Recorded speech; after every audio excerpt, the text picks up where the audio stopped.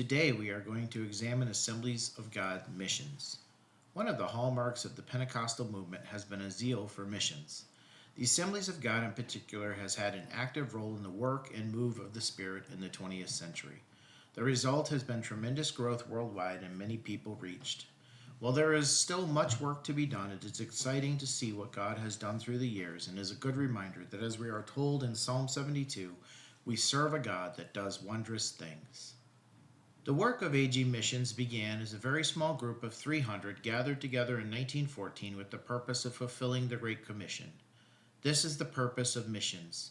Missions is birthed in the desire to see that those who have never heard the gospel would hear and have an opportunity to believe and be saved. According to John L. Easter, the Second General Council outlined the purpose of IntroAGMissions with this statement: "We commit ourselves in the movement to Him for the greatest evangelism that the world has ever seen." This commitment has certainly resulted in tremendous growth, with 300 in 1914 becoming over 60 million by the turn of the century. In the beginning, many missionaries went to foreign lands without training, financial support, or strategy for reaching those whom God had called them to reach. This lack of organization resulted in great hardship, including loss of life of some of those early pioneer missionaries. As a result, the AG responded to this by electing J. Roswell Flower as the first missionary secretary.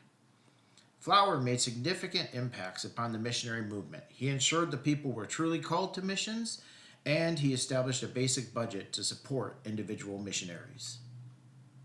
According to John L. Easter, the 1921 General Council outlined the strategic method of IntroAGMissions with the following statement: to establish self-supporting, self-propagating, and self-governing native churches.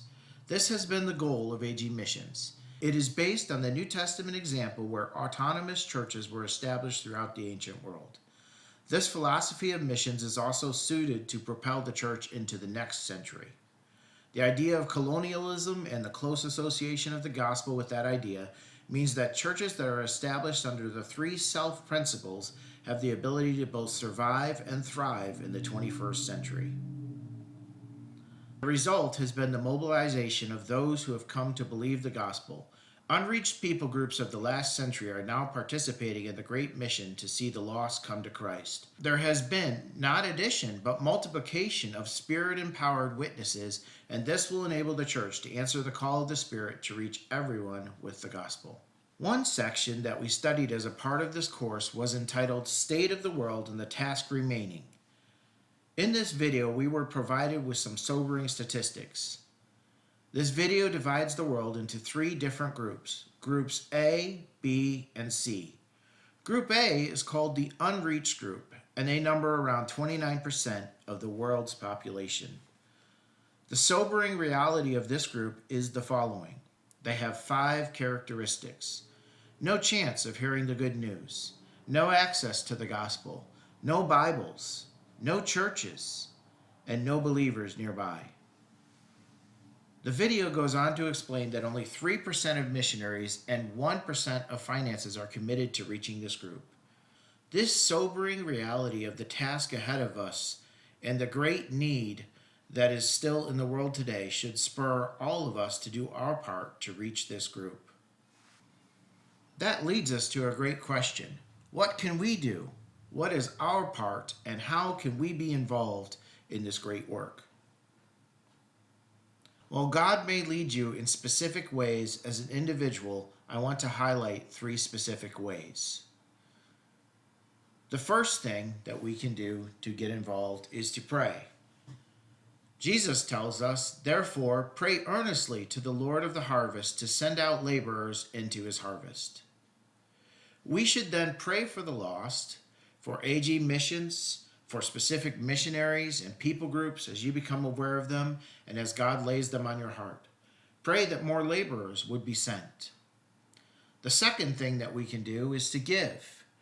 The AG has several organizations dedicated to funding the mission. One of these is Speed the Light, which is dedicated to encouraging students to sacrificially fund missions.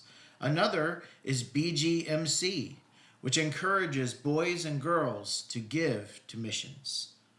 We should also give to the missionaries that our local church supports and any other mission organization that God lays on your heart. The third way that we can get involved is to go.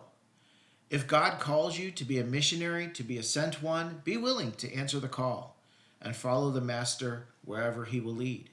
If God gives you opportunity to go on short-term mission trips to help in an area and ministry of need, be willing to do that. Finally, having spent many years as a missionary and having family members that are still actively involved in missions, I know the importance of the missionary movement. And I trust that you will ask God for your place and that you will do your part that everyone might hear the good news.